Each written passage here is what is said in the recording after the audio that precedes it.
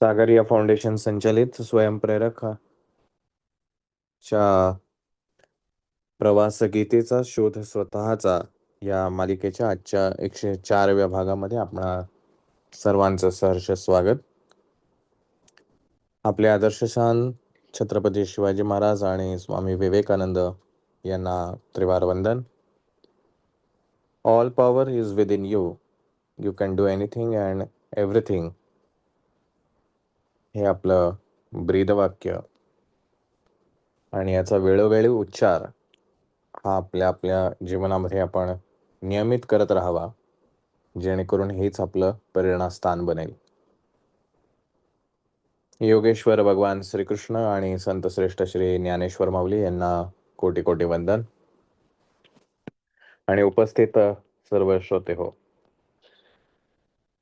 अत्यंत महत्वाचा असा गीतेमधील आत्मसंयम योग हा अध्याय आपण अभ्यासतो आहोत. कर्मयोगाचे अत्यंत महत्वाचे असे 3 अध्याय हे या ठिकाणी संपन्न झालेले आहेत. पण मागच्या श्लोकामध्ये आपण पाहिलं, पहिल्या आणि दुसऱ्या, की कर्मसन्यासी आणि योगी हे दोघही एकच आहेत किंवा वेगवेगळे नाहीत, असं श्रीकृष्णाने स्पष्टपणे सांगितलेलं आहे. मग बऱ्याचदा संभ्रम होतो की कर्म करायचं की योगी व्हायचं किंवा कर्मत्याग करायचा. याच दृष्टीनं हा अध्याय आपल्यासाठी फार महत्वाचा आहे, किंबहुना हा श्लोक अतिशय महत्वाचा आहे. त्यामुळे अतिशय जाणीवपूर्वक आणि अतिशय लक्ष देऊन आपण याचं चिंतन करूया. या जगातले सर्वच जण, पशु पक्षी मानव, हे सर्वच जण एकाच गोष्टीसाठी कर्म करत असतात. प्रत्येकाचं कर्म जरी वेगवेगळं असलं तरी सुद्धा त्या कर्म करण्यामागचा हेतू जो आहे तो मात्र एकच असतो. काहीतरी प्राप्त करायचं असतं आणि म्हणून ते कर्म केलं जातं. आपण नोकरी व्यवसाय करतो कारण त्यातनं पैसे हवे आहेत. पैसे मिळालेल्या पैशातनं आपल्याला उदरनिर्वाह करायचा आहे. आपण कोणाला तरी मदत करतो, त्यातनं आपल्याला आनंद मिळत असतो, म्हणून आपण ते करत असतो. प्रत्येकाचा कर्म करण्यामागचा काही ना काहीतरी उद्देश आहे. आणि कर्म विरहित हे आपल्याला जगणं अशक्य आहे. आपण घेतलेला श्वास हे सुद्धा कर्म आहे. आपण सोडलेला श्वास हे सुद्धा कर्म आहे. त्यामुळे कुठलीही गोष्ट ही कर्मच आहे हे आपल्याला लक्षात ठेवलं पाहिजे. आणि आपण नेमकी जी सगळी धडपड करतो, आपलं संपूर्ण आयुष्याकडे जर आपण थोडासा त्याचा मागोवा घेतला तर आपल्याला एक गोष्ट लक्षात येईल की आपण जे काही करतोय ते काहीतरी मिळवण्यासाठी करतोय. जे आपल्याकडे नाही ती गोष्ट आपल्याला मिळावी अशी आपली अपेक्षा असते आणि म्हणून आपण करतो, किंवा आपल्याकडे जे आहे ते टिकावं म्हणून आपण कर्म करतो, किंवा जे आहे ते अजून वृद्धिंगत व्हावं म्हणून आपण कर्म करतो. त्यामुळे कर्म करण्याचे उद्देश हे आपल्या प्रत्येकाचे ठरलेले आहेत. आणि त्याच धर्तीवर योगी हा जो आहे तो सुद्धा कर्म करत असतो, पण त्याला काही प्राप्त करायचं नसतं. त्यांनी प्राप्त केलेलं आहे आणि आता त्याची विहित कर्म जी काही असतील ती त्याला करणं क्रमप्राप्त आहे. जोपर्यंत शरीर आहे तोपर्यंत कर्म आपल्याला करणं भाग आहे. मग अशा परिस्थितीमध्ये आपल्या आयुष्यात असणारी दुःख, याचं मूळ कारण काय? याचं कारण जर आपण पाहिलं तर आपल्याला जी काही अपेक्षा असते ती अपेक्षा पूर्ण न झाल्यामुळे आपल्याला दुःख निर्माण होतं. मग आता ज्या माझ्या अपेक्षा आहेत त्या पूर्ण न होण्यामागची कारणं अनेक असू शकतात. आणि म्हणून कर्मयोगी म्हणजे कर्म करणारा असं नव्हे. सर्व कर्म तितक्याच मेहनतीनं करून सुद्धा कर्मफळावरची आसक्ती सोडून देणारा तो म्हणजे कर्मयोगी. कर्माचा उपभोग न घेणं हा काही कर्मयोगाचा भाग होत नाही. कर्म केलं की त्याचं फळ हे निश्चित आहे, ते त्याचं त्याला मिळणारच आहे, हे भगवंताने आपल्याला दुसऱ्याच अध्यायामध्ये स्पष्टपणे सांगितलेलं आहे. त्यामुळे कर्म केलं की त्याचं फळ हे निश्चित मिळणार आहे, परंतु कर्म फळासाठी म्हणून जो कर्म करत नाही तो कर्मयोगी आहे.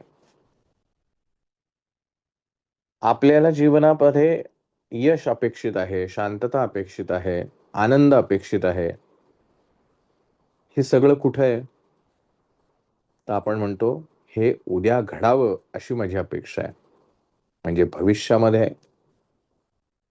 आणि आपल्या आयुष्यात असलेले दुःख, चिंता, काळजी ह्याचं प्रमुख कारण म्हणजे आपला भूतकाळ.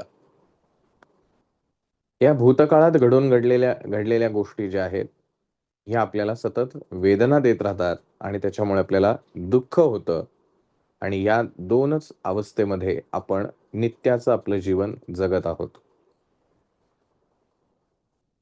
आजकाल जर तुम्ही बघितलं तर ध्यान किंवा मेडिटेशन हा एक प्रचंड बूम मध्ये असलेला विषय आहे. सर्वत्र त्याची चर्चा आहे. अगदी क्लासेस सुद्धा असतात आणि वेगवेगळ्या लेवलवरती प्रत्येक ठिकाणी ध्यान ही गोष्ट सांगितली जाते. अगदी काही ठिकाणी असंही आहे की एकच कोर्स करा आणि ध्यान शिका, असेही काही कोर्सेस अवेलेबल आहेत. संपूर्ण जगभरामध्ये मेडिटेशन ही फार मोठी एक इंडस्ट्री झालेली आहे. अशा सगळ्यामध्ये खरंच मेडिटेशन इतकं सहज आहे का, हे आपल्याला शोधणं अपेक्षित आहे. बऱ्याचदा आपण असे अनुभव बघतो की मी ध्यान केलं, मला खूप छान वाटलं, मला खूप शांत वाटलं, मला एकदम रिलॅक्स वाटलं. असे सगळे अनुभव जे आहेत, हे मेडिटेशन करणारी लोक हे सांगत राहतात.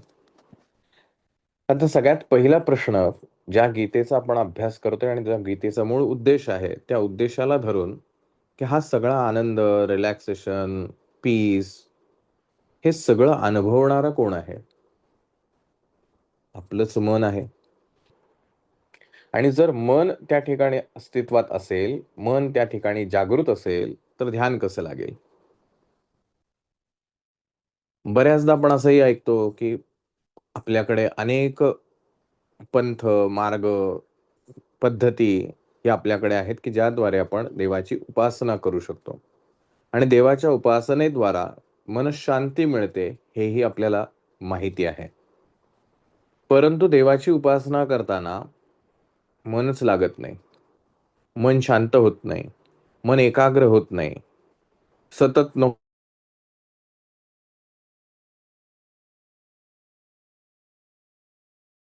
म्हणजे तो व्यक्ती वाईट नाहीये, त्याला इच्छा तर आहे ही करायची गोष्ट, परंतु मन साथ देत नाही.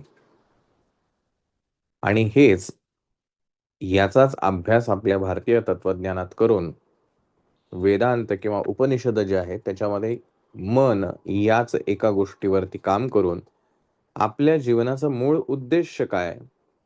ईश्वर प्राप्ती.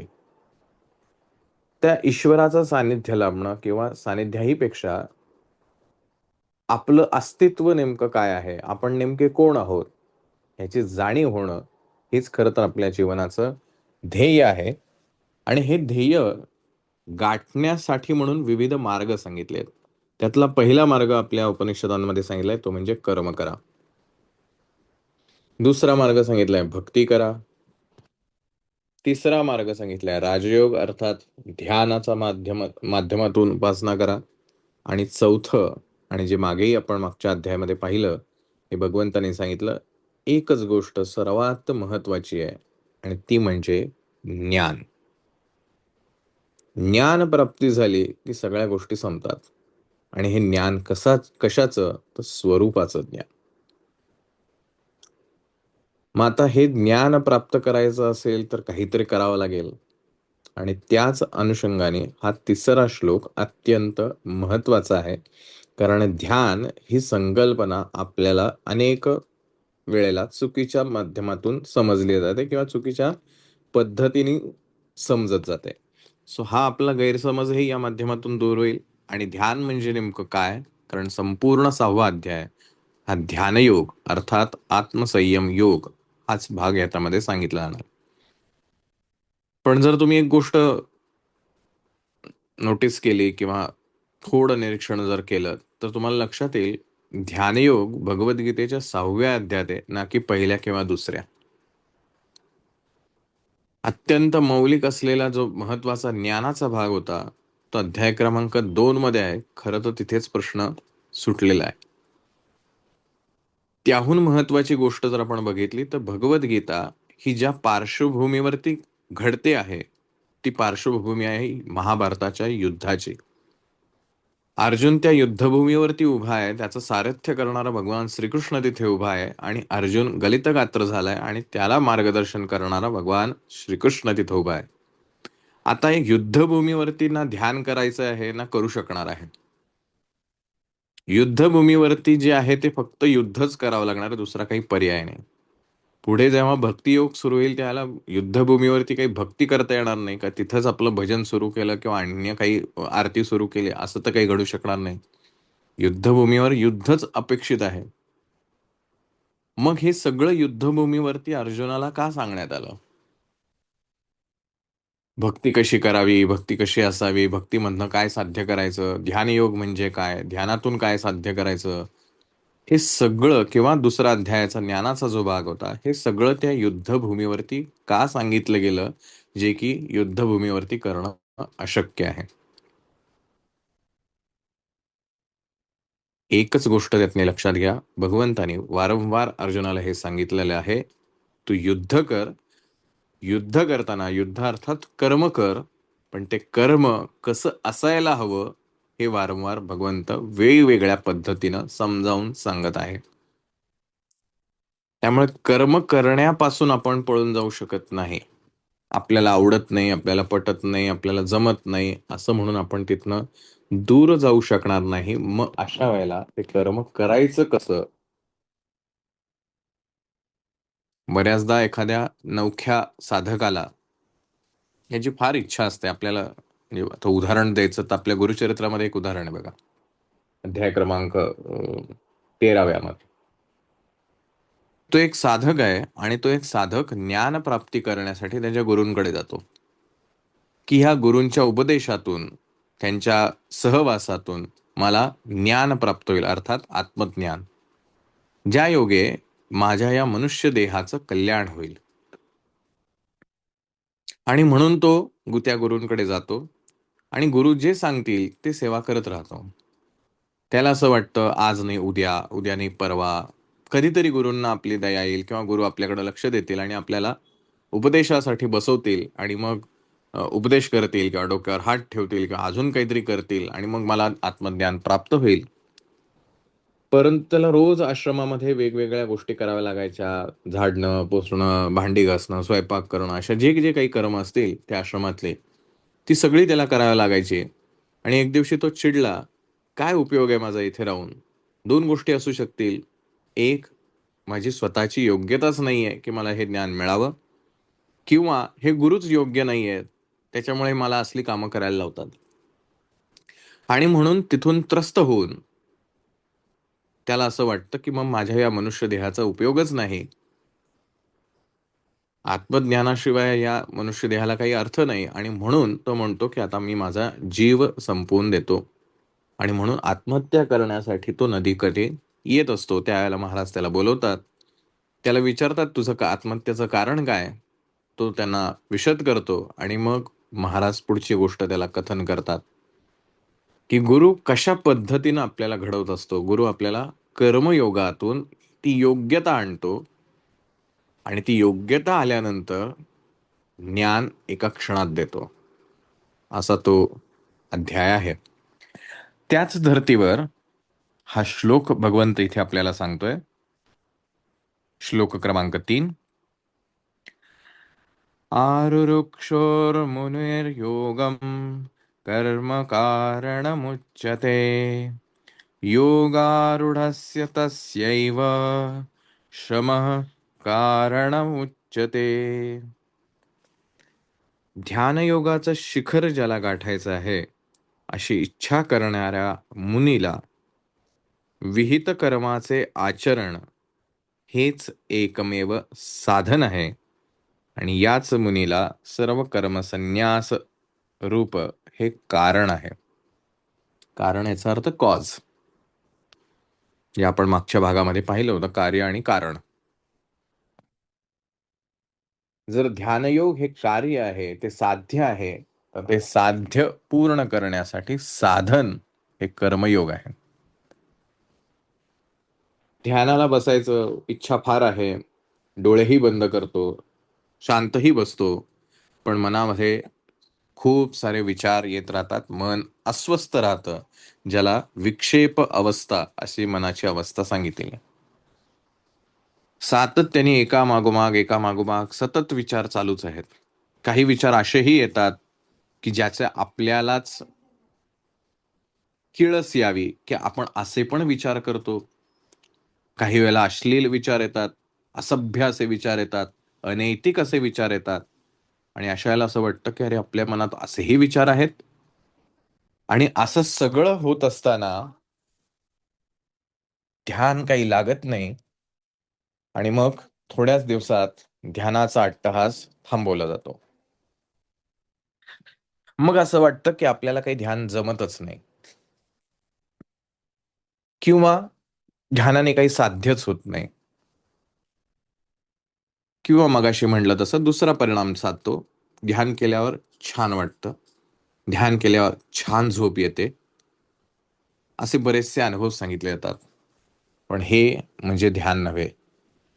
आणि म्हणून भगवंत इथे सांगतोय की जर हे ध्यान करत असताना मन अस्वस्थ आहे, विचलित आहे, विक्षेपित आहे, तर ध्यान कदापिही लागणं शक्य नाही. आणि हा मनाचा विक्षेप, हे मनाचं चंचलत्व, याचं कारण मन अशुद्ध आहे. आता अशुद्ध याचा अर्थ वाईट अशा अर्थाने नाही. चित्तशुद्धी आपण हा जो वारंवार आजपर्यंत पाहत आलेला विषय आहे, की ह्या चित्तामध्ये इतकं काही साठवलेलं आहे, इतक्या साऱ्या गोष्टींचे अनुभव आहेत. आपल्या आयुष्यात आपण बघा, अनेक गोष्टी आपल्या आयुष्यात घडत असतात. अगदी सहज घडणाऱ्या गोष्टी, सहज कुठेतरी गाडी बघतो आपण, सहज एखादा प्रसंग आपल्या डोळ्यांसमोर घडतो. कोणीतरी काहीतरी पटकन बोलून जातो. काही चांगलं असतं, काही दुखावणारं असतं, काही अगदीच आगंतुक असतं, त्याचा आपल्याशी काही संबंध नसतो. पण जे काही बोललं जातंय त्याच्याकडे आपण कान देतो आणि त्याच्यावरती तर्क लावतो. असे अनेक प्रसंगांचे ओरखडे हे आपल्या चित्तावरती ओढले गेलेले आहेत. आणि मग ज्यावेळेला आपण डोळे बंद करून स्वस्थ बसण्याचा प्रयत्न करतो, हे सगळे ओरखडे एक एक करून समोर यायला लागतात, ज्याची आपल्यालाही कल्पना नाही की आपल्या मनावरती कशा कशाचे ओरखडे आहेत. अगदी लहानपणापासूनचे सुद्धा अनेक ओरखडे हे आपल्याला दिसायला लागतात. आणि मग हे मन रेस्टलेस, ज्याला आपण म्हणतो, अस्वस्थ व्हायला लागतं.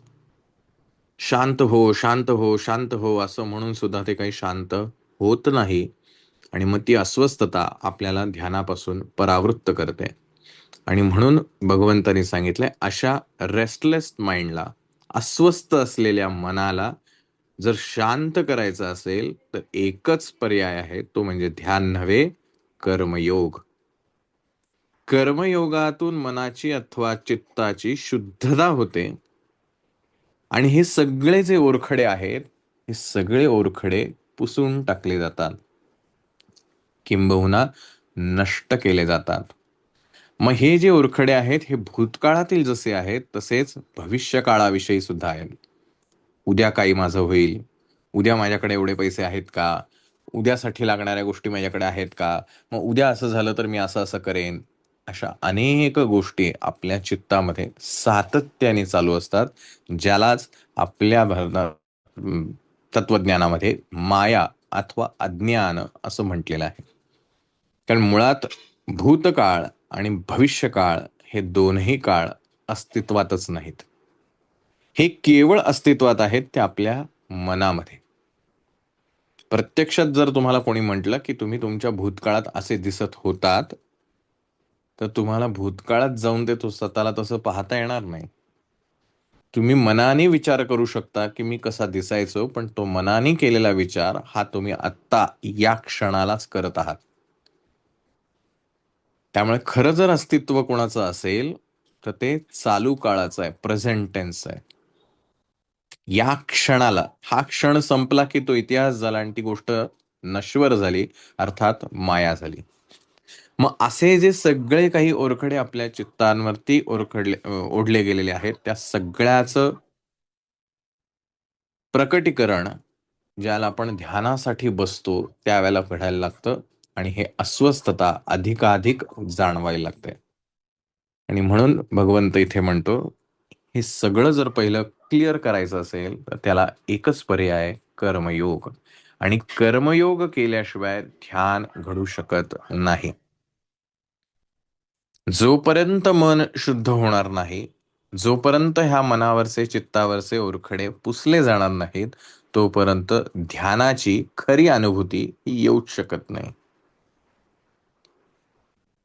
ध्यान करून मला छान वाटलं म्हणजेच मी पुन्हा एक नवीन ओरखडा त्याच्यावरती मारला. मग मी पुन्हा दुसऱ्या दिवशी म्हणेल, काल कसं छान वाटलं होतं, पण आज काय ना, मी केलं ध्यान पण ते कालच्या सारखं फीलच नाही झालं मला. म्हणजे मी तुलना कशाशी केली? कालच्या ओरखड्यांशी केली.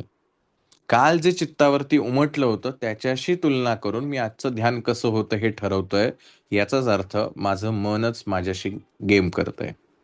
हा खेळ चालू आहे मनाचा, कारण मन अजूनही शुद्ध किंवा शांत नाही. आणि म्हणून या मनाला शांत अथवा शुद्ध करायचं असेल तर भगवंत असं म्हणतो की एकच पर्याय आहे आणि तो म्हणजे कर्मयोगाचा. योगारूढस्य तस्यैव शमः कारणम उच्यते. आता याचं विश्लेषण ज्ञानेश्वर माऊली ज्यावेळेला करतात त्यावेळेला ते असं म्हणतात, आता योगा चळाचा निमथा जरी ठाकावा आथी पार्था, तरी सोपाना या कर्मपथा चुका झणी.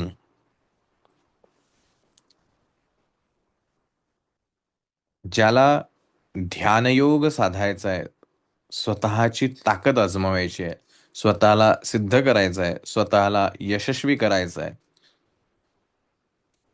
त्या सिद्धतेचा जो माथा आहे, टॉप जे आहे, जे एंड रिझल्ट ज्याला आपण म्हणूया, तो जो आहे, जरी ठाकावा आधी पार्था, तरी सोपाना या कर्मपथा चुका झणी. तर सगळ्यात पहिले पाया महत्वाचा आहे. आपण आपला 100वा भाग रायगडावरती गेलो, भले आपण रोपवेने गेलो असो, पण मला सुरुवात पायथ्यापासूनच करावी लागते, पण माथ्याकडे जायचं हे ध्येय मला ठरवावं लागतं. आणि माथ्यापर्यंत जाण्यासाठीचे कष्ट हे मला उपसावेच लागतात. ती जे काही त्याच्यासाठी ऍक्शन करावी लागणार आहे, कृती करावी लागणार आहे, ती मला करावीच लागते, तरच मी माथ्यावरती पोहोचेन.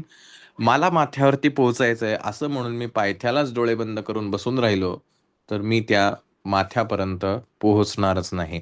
म्हणून माऊली असं म्हणतायत की तरी सोपाना अर्थात पाया जो आहे, या कर्मपथा, या कर्ममार्गाचा जो पाया आहे, चुका झणी हा चुकवू नये. येणे यमनियमांचे नि तळवटे, रिगे आसनाची पाऊल वाटे, येई प्राणायामाचे नि आडकंठे वरवतोगा. अत्यंत महत्वाची गोष्ट ह्या अध्यायापासून सुरू होते आणि ती अधिक खोलात जाऊन आपल्याला अभ्यासणं, अनुभवणं हे फार महत्वाचं आहे. आपण वारंवार हे बघत आलेलो आहे, शिकत आलेलो आहे की मनाची शुद्धता किंवा शांतता झाल्याशिवाय ध्यानाकडे जाता येत नाही. ध्यान केल्याशिवाय एकाग्र मन करता येत नाही आणि एकाग्र मन झाल्याशिवाय अज्ञानातून बाहेर पडता येत नाही. म्हणून ह्या जर सिरीजचा जर मूळ काय पाहिलं तर सगळ्यात पहिलं आपल्याला काम करावं लागतं ते म्हणजे आपली स्वतःची शुद्धता. आणि म्हणून मी मगाशी जसं म्हणलं तसं भगवद्गीता ही युद्धभूमीवरती सांगितली जाते, जिथं ध्यान करणं अशक्य आहे. अशा ठिकाणी भगवंत ध्यानयोगाच्या गोष्टी सांगतोय. याचं कारण असं, भगवंत असं म्हणतोय की तुझं संपूर्ण आयुष्य हे आध्यात्मिक असलं पाहिजे, ना की आयुष्य सोडून अध्यात्माला लागलं पाहिजे. आपल्या आयुष्याच्या प्रत्येक व्यवहारामध्ये प्रत्येक ठिकाणी अध्यात्म असलं पाहिजे, तरच त्या आयुष्याला खरा अर्थ आहे. आयुष्य जगायचं सोडून अध्यात्मासाठी जर आपण काही करायचं गेलं तर आपल्याला काहीही साध्य होणार नाही. एक लेवल येणं हे आवश्यक आहे. आणि म्हणून माऊलींनी इथे अतिशय महत्वाचं पातंजलांचं योगसूत्र जे आहे, त्या योगसूत्राचं विवरण आता इथे माऊली करतायत, की आता जर मला त्या माथ्यावरती पोचायचंय ध्यानाच्या, स्वतःमध्ये हरवून जायचंय, तर मला काय करावं लागेल? येणे यमनियमांचे नि तळवटे, रिगे आसनाची ये पाऊल वाटे. सर्वात पहिलं जर काही करायचं असेल तर यम आणि नियम यांचं मला पालन करावं लागेल. माझ्या शरीराची मला पहिली शुद्धी करावी लागेल. आता शरीराची शुद्धी म्हटल्यानंतर सगळ्यात पहिलं आपल्याला डोळ्यासमोर येईल की रोज आंघोळ केली पाहिजे, स्वच्छ राहिलं पाहिजे. अतिशय उत्तम. ज्या काही शुचिर्भूतता ह्याच्या ज्या सवयी असतात, त्या सवयी आपल्याला अंगी बाणवायला लागतील. पण केवळ शरीराचा बाह्य भाग स्वच्छ असणं म्हणजे शरीर स्वच्छ असणं असा भाग नाही. तर शरीराचे जे आतली इंद्रिय आहेत, किडनी आहे, लिव्हर आहे, अजून काय हार्ट आहे, हृदय आहे, फुफ्फुस आहेत, स्वरयंत्र आहे, मेंदू आहे, असे सगळे जे आतले अवयव आहेत, त्याचं पण शुद्धीकरण आवश्यक आहे. कारण नुसतंच बाहेरनच स्वच्छ झालो, पण आतून जर अस्वच्छ असू तर, म्हणजे मी ही आरोग्याच्या दृष्टीनं पहिला विचार करतो. आपण अजून मनाकडे गेलेलोच नाही. शरीराची स्वच्छता आपण करतोय, ती जी सुचिरभूतता आहे. जसं आपण देवासमोर जायचं असेल, देवाकडे जायचं असेल, तर आपण म्हणतो हातपाय धुवून या. प्राथमिक जी सुचिरभूतता आवश्यक असते, ती सुचिरभूततेसाठी आपण हा एक साधा दिलेला उपक्रम, की जो सहज साध्य असतो, कोणीही करू शकतं तिथे, त्यासाठी फार काही मेहनत नाही आहे. तसंच माझ्या शरीराची सुद्धा शुद्धी ही आवश्यक आहे. आणि शरीरातला प्रामुख्यानं जो आपल्या संपूर्ण शरीराचं पालन पोषण करतो, म्हणजे अवयवांचं, याचं पालन पोषण करणारा जर काही घटक असेल तर तो सगळ्यात पहिला आहे रक्त आणि ऑक्सिजन. मग आता आपण मला ते तिसऱ्या अध्यायामध्ये ही गोष्ट पाहिलेली आहे. अन्नामधूनच बुद्धी निर्माण होते आणि बुद्धीमधून विचार प्रकट होऊन त्याच्यानुसार कर्म घडतं. म्हणून मला अन्न शुद्ध, अर्थात ह्या रक्ताची किंवा आंतरिक ज्या गोष्टी आहेत त्याची शुद्धता पण करावी लागेल. मग त्यासाठी काय काय करायला लागेल? आपण साधं जे म्हणतो, घरातलं सात्विक घरचं अन्न चांगलं जेवा, फ्रेश जेवण जेवा, प्रोसेस फूड जे असतात, पॅकेट फूड जे आहेत ते खाऊ नका, शिळं अन्न खाऊ नका, असे जे साधारणतः आपल्या गोष्टी आहेत. आता हे जेव्हा तुम्ही गोष्ट समजून आपण घेणार आहोत, त्यावेळेला तुम्हाला कळेल की गुरुचरित्रामध्ये हे स्पष्टपणे प्रत्येक गोष्टी इन डिटेलमध्ये सांगितलेल्या आहेत, की सकाळी उठल्यापासून रात्री झोपेपर्यंत काय काय करावं. तर तो आपल्याला भाग समजून घ्यायचा आहे. तर माऊलीने तो इथं सांगितला की पहिलं यमनियमांचं पालन करायला पाहिजे, मग आसन सिद्धता झाली पाहिजे, मग प्राणायाम हा सिद्ध करायचा आहे, मग प्रत्याहाराचा आधाडा. आहार काय घ्यायचा हे तर कळलं, पण प्रतिआहार कोणकोणता आहे? म्हणजे मला काय हवंय हे मला जसं कळलं, तसं मला काय नकोय हे पण कळलं पाहिजे. मग तो प्रतिआहार कोणता आहे जो माझ्यासाठी घातक आहे आणि ज्याचा मला त्याग करायचा आहे? आपण 6व्या अध्यायाच्या पार्श्वभूमीवर ही गोष्ट पाहिलेली आहे, की आहार म्हणजे फक्त अन्न एवढाच भाग नसून जे पाचही इंद्रियाद्वारे जे काही घेतलं जाणार आहे तो आहार आहे. मग मला काय काय नाही घ्यायचं हे पण मला महत्वाचं आहे आणि त्याचा त्याग करायचा आहे. मला हे नाही घ्यायचं आहे ना, हे खायचं नाहीये, तर त्याचा त्याग करायचा आहे. त्याच्यावरची वासना मला सोडायची आहे, ज्याला प्रत्याहार असं म्हटलेलं आहे. मग प्रत्याहाराचा आधाडा जो बुद्धीच्याही पाया निसरडा, जेथ हटिये सांडिती होडा कडेल ग. आता माऊलीने एका रूपकाच्या माध्यमातून आपल्याला ध्यान योगाकडे जर जायचं असेल तर काय काय करावं लागू शकतं ह्याची एक आपल्याला अं, काय म्हणा फ्लो चार्ट जो आहे, त्याचा एक मार्ग जो आहे, तो माऊलीने इथे रूपकाच्या माध्यमातून हा सांगितलेला आहे. माऊली असं म्हणतात की हा जर गड चढायचा असेल ध्यानाचा, हा जर निर्धार पक्का असेल, तर तुम्हाला आता चढण जी आहे तर ती चढण चढावी लागणार आहे. आणि ह्या चढणमध्ये मध्ये काही मार्ग आहेत, यमनियम पाळायचे आहेत, प्रत्याहार आहे, आसन आहे, प्राणायाम आहे. आणि हे प्रत्याहारपर्यंत पोहोचल्यानंतर एक तुटलेला असा कडा आपल्याला दिसेल, की जो कडा मला क्रॉस करायचा आहे. आणि तो जो कडा आहे हा निसरडा आहे, जिथून पाय घसरण्याची शक्यता आहे. मग प्रत्याहाराचा आधाडा जो बुद्धीची आहे पाया निसरडा, जेथ हटिये सांडती होडा कडेल ग. जिथे भले भले लोकांचा पाय निसटतो असा तो कडा लागणार आहे मध्ये. माथ्याला अजून आपण पोचायचं आहे. माऊली म्हणले असा एक कडा तिथे आपल्याला मध्ये तुटलेला लागणार आहे. अर्धवट आहे तो, जो आपल्याला पार करायचा आहे, पण तो कडा आहे तो निसरडा आहे. भल्या भल्यांचे पाय घसरलेले आहेत, म्हणजे आपण म्हणू ना, जे उत्तम असे ट्रेकर आहेत त्यांचे सुद्धा पाय निसटू शकतात असा तो कडा आहे. तरी अभ्यासाचे बळे प्रत्याहारी निराळे, नखी लागेल ढाळे ढाळे वैराग्याचे. पण अभ्यास पक्का असेल तर घोरपडीसारखी नख घट्ट रोवून आपण तो कडा पार करू शकतो. ऐसा पवनाचेनी पाठारे, येथा धारणेची पैसारे, क्रमी ध्यानाचे चवरे सापडे तव. अशा प्रकारे प्राणायामाच्या पाठीवर बसून, म्हणजे श्वास उच्छ्वास हे जे आहे, ध्यानामध्ये का सांगितलं तर पहिलं श्वासावर नियंत्रण करा, तर ते माऊली सांगतायत. ऐसा पवनाचेनी पाठारे, येता धारणेची पैसारे. या प्राणायामाच्या पाठीवर बसून आता धारणेच्या विस्तृत अशा पठारावरती आपण पोहोचलेलो आहोत.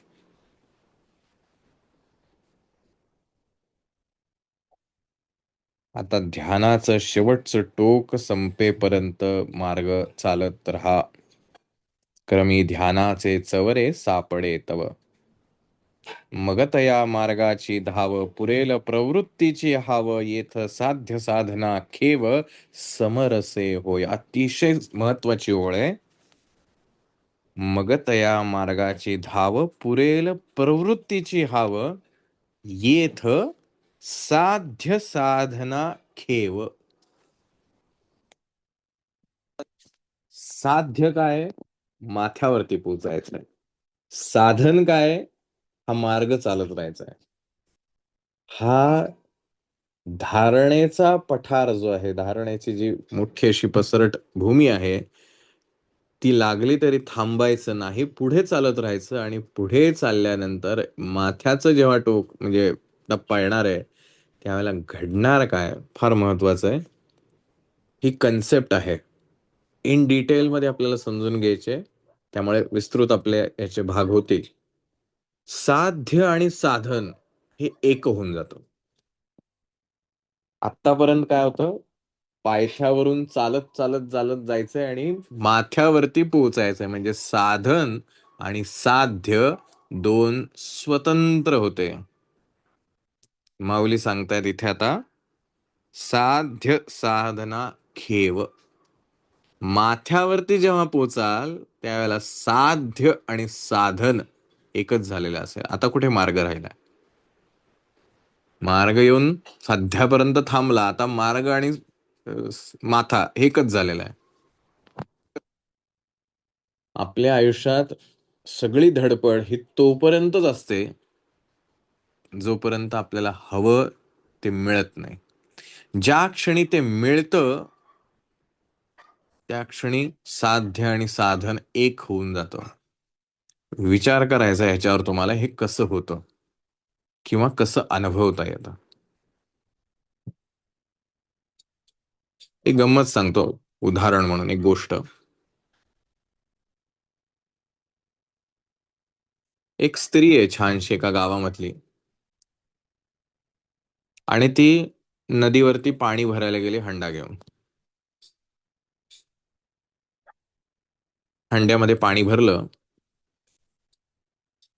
आणि घाईघाईनं पावलं टाकत टाकत टाकत ती अतिशय घाईमध्ये घरामध्ये आली. घरामध्ये आल्यानंतर तिने हंडा खाली ठेवला, दमलेली बिचारी. आणि एक काय म्हणूया आपण, सात्विक विचारांची, संस्कारांनी असलेली स्त्री जी आहे, अशी ती स्त्री होती. त्या स्त्रीच्या मनात विचार आला की आपण एवढे धावत पळत हे पाण्याचा हंडा इथपर्यंत घेऊन आलोय, घामाने आपलं शरीर भिजलंय, अशामध्ये माझ्या कपाळावरचं कुंकू पुसलं गेलं नाही ना, ते मला बघायचंय. आणि म्हणून तिने पटकन त्या हंड्यामधल्या पाण्यामध्ये स्वतःचा चेहरा पाहायला सुरुवात केली, की पाण्यामध्ये मला माझं प्रतिबिंब दिसेल, त्याच्यात मला कळेल. पण गंमत अशी झाली, पाण्यामध्ये काहीच दिसायला तयार नाही. आणि ती बेचैन झाली आणि तो हंडा जो आहे तो हलवून पाहतीये, त्यातलं थोडं पाणी काढून पाहतीये, की मला हंड्यात माझं प्रतिबिंब का दिसत नाही. हा सगळा तिचा चाललेला खेळ आणि ती अस्वस्थता तिच्या बाजूला बसलेली सासूबाई जी होती तिने पाहिलं. आता सुनेपेक्षा सासूचा अनुभव जो आहे तो निश्चित जास्त आहे. सासूबाईंनी तिला सांगितलं, अगं तुला त्या पाण्यामध्ये प्रतिबिंब बघायचं ना, जरा 2 मिनिटं थांब, काही हलवू नको, त्या हंड्याला हात लावू नको, काही करू नको. ते पाणी शांत होईल आणि मग तू त्याच्यामध्ये प्रतिबिंब पहा. आणि त्या स्त्रीने तसं केलं. 2 मिनिटांनंतर त्या हंड्यातलं पाणी शांत झालं, स्थिर झालं आणि खरंच तिला तिचं प्रतिबिंब दिसलं. तिने बघितलं आपलं कुंकू आपल्या कपाळावरती आहे. हे जे हंडा त्या नदीपासून घरापर्यंत आणायचं कर्म जे आहे, हे कोणाला खूप चुकलेलं आहे. तुम्हाला, मला, कोणालाही चुकलं नाही. परमेश्वराला चुकलं नाही. आपल्याला दैनंदिन आपले जे व्यवहार आहेत, नोकरी आहे, शिक्षण आहे, व्यवसाय आहे, किंवा रिटायर्ड असेल तर निवांत आहेत, जे काही असेल आपली कर्म, स्वयंपाक करणं आहे, प्रत्येकाला आपली आपली कर्म करावीच लागणार. ते नदीपासून पाणी हंडा भरून इथपर्यंत आणावंच लागेल. पर आता करून झाल्यानंतर सगळं दिवसभराची कामं आटपली आहेत. आता जर आपल्याला आपलं प्रतिबिंब पाहायचं असेल, तर दिवसभरात झालेल्या सगळ्या गोष्टींमुळे जे पाणी आपलं हालतंय आतमध्ये, आतले मन जे आहे ते अस्वस्थ झालेलं आहे. विचार विचार विचार, इतके सतत विचार आपण करतोय, या विचारांना कुठंतरी स्थिरावणं आवश्यक आहे. म्हणून रोज रात्री झोपण्यापूर्वी तरी का होईना, पण हे मन शांत करण्यासाठी ध्यान आवश्यक आहे. आणि जर असं मन शांत करायला जमलं, तरच स्वरूपाचं ज्ञान होऊ शकेल. आपलं प्रतिबिंब आपल्याला त्याच्यात पाहता येऊ शकेल.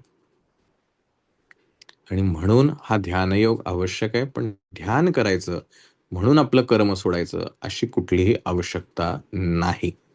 आणि म्हणून जे जे कर्म आपल्या वाट्याला आलेलं आहे, ते प्रत्येक कर्म हे त्या भगवंतासाठीच आपण करतो आहोत, अशा प्रवृत्तीने करणं हे फार महत्वाचं आहे. म्हणजे ईश्वर प्राप्ती करून घ्यायची असेल, तर ईश्वराची सतत आठवण ठेवावी लागेल. बघा, समजून घ्या विषय थोडासा. ईश्वर प्राप्ती करायची असेल तर ईश्वराची सतत आठवण ठेवावी लागेल. ईश्वराची सतत आठवण राहावी म्हणून एखाद्या मंदिरात, की जिथं त्या देवाचं अस्तित्व आहे, तिथं त्याविषयी भजन, कीर्तन, नामस्मरण, संकीर्तन काही ना काहीतरी चालू असेल, की जेणेकरून सारखं त्याचं रिफ्लेक्शन जे आहे, प्रतिबिंब जे आहे, ते माझ्या मेंदूवरती पडत राहील, मनावरती उमटत राहील, म्हणजे मला सतत त्याची आठवण राहील. आणि त्या मंदिरात जाण्यासाठी मला घरातून माझी पावलं मंदिरापर्यंत वळवावी लागतील. मला खरं तर साध्य ते ईश्वर प्राप्ती करायची आहे, पण त्यासाठीचे मार्ग जे आहेत ते मला अवलंबावे लागतील. माझ्या आयुष्यात मी ज्या कुठल्या फेजमध्ये आहे, ज्या कुठल्या अवस्थेमध्ये आहे, तिथून मला पहिलं ठरवायचंय मला साध्य काय करायचंय, माझं गोल काय. एखाद्याचं गोल असू शकेल मला श्रीमंत व्हायचंय, एखाद्याचं गोल असू शकेल मला ज्ञानी बनायचंय, एखाद्याचं गोल असू शकेल मला चांगला माणूस बनायचा आहे, काही असू शकतं कोणाचे गोल.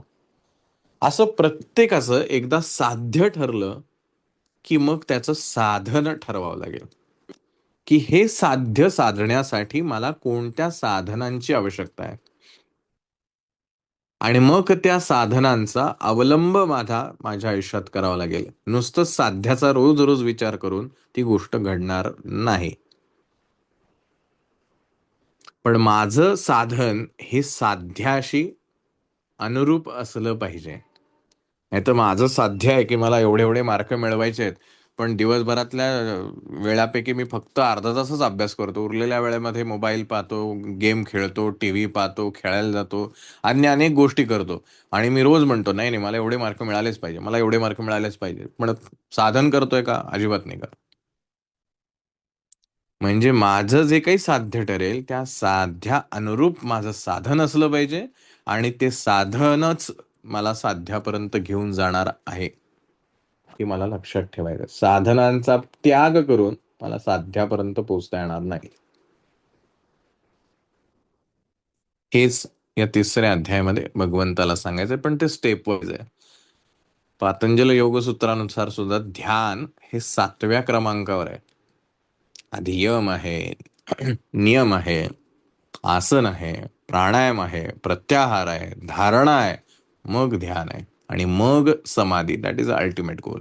की मग तुम्ही तुमचं जे काही गोल आहे ते अचीव करू शकता. पण त्यासाठी ह्या स्टेप्स फॉलो होणं गरजेचं आहे. ही एक एक स्टेज आहे. हे काही फक्त असे काय म्हणूया कृती नाही आहेत, ह्या अवस्था आहेत. आणि ह्या अवस्था आपल्याला अधिक खोलवर जाऊन समजून घेणं आवश्यक आहे. यम म्हणजे नेमकं काय आहे, ते कसं करता यायला पाहिजे. नियम म्हणजे नेमकं काय काय गोष्टी आहेत. आसन म्हणजे नेमकं काय करायचं आहे, हे मला समजून घेणं आवश्यक आहे. आणि त्यासाठी आता पुढील जे काही सगळे सत्र आपले असतील, हे पूर्ण ह्या 8 स्टेजेसवरती असतील. कारण ते साध्य केल्याशिवाय मला पुढच्या स्टेजला जाताच येत नाही. आजचा विषय अत्यंत महत्वाचा आहे. साधन आणि साध्य दोन्हीही तितकंच महत्वाचं आहे, हे भगवंताला सांगायचं आहे. साधनांचा त्याग करून साध्य जे आहे ते प्राप्त होत नाही. त्यामुळे आपल्या कुठल्याही कर्मांचा त्याग न करता, तसा जर त्याग करायचा असता तर भगवंताने अर्जुनाला सांगितलं असतं, युद्ध करू नकोस, घरी जा निघून, आणि तिथं बसून आपल्या देवाच्या समोर बस, डोळे बंद करून बस, किंवा आरती कर, भजनं गा, अजून काय करायचं ते कर, मग तुला सगळं प्राप्त होईल, असं भगवंतानी सांगितलं असतं. पण भगवंतानी क्लिअर कट हे सांगितलेलं आहे, विदाउट ऍक्शन तुमचं गोल साध्य होणार नाही. फक्त ऍक्शन जी आहे ती करताना तुम्हाला काळजी घ्यायची आहे, ती म्हणजे कर्मयोगाची. कर्मभोगाची जर केली तर मग आपण ह्या चक्रव्यूहात अडकत राहणार. योग करायचा आहे, जोडायचं आहे ते कर्म कशाशी तरी. म्हणजे जोडायचं आहे ते त्या साध्याशी जोडायचं आहे.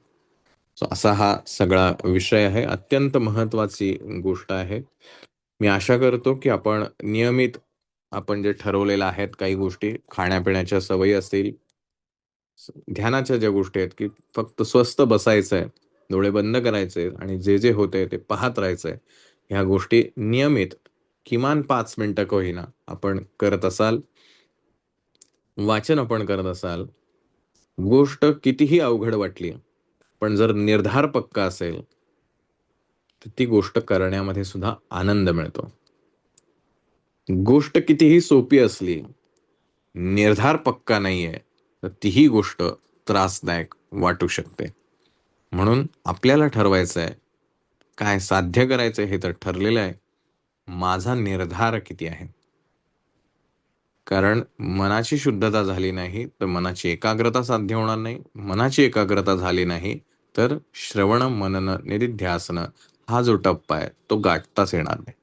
असा सगळा विषय आहे. आजचा भाग आपण इथेच थांबवतो आहोत. पण पुढील सत्रापासून आता प्रत्येक या यमनियमांच्या आणि अष्टांग योगाच्या एक एक टप्प्यावरती आपल्याला स्वतःला आजमावायचं आहे, शिकायचं आहे, आपल्याला काय काय करावं लागणार आहे आपल्या आयुष्यात यशस्वी होण्यासाठी. धन्यवाद आपल्या सर्वांचे. आपण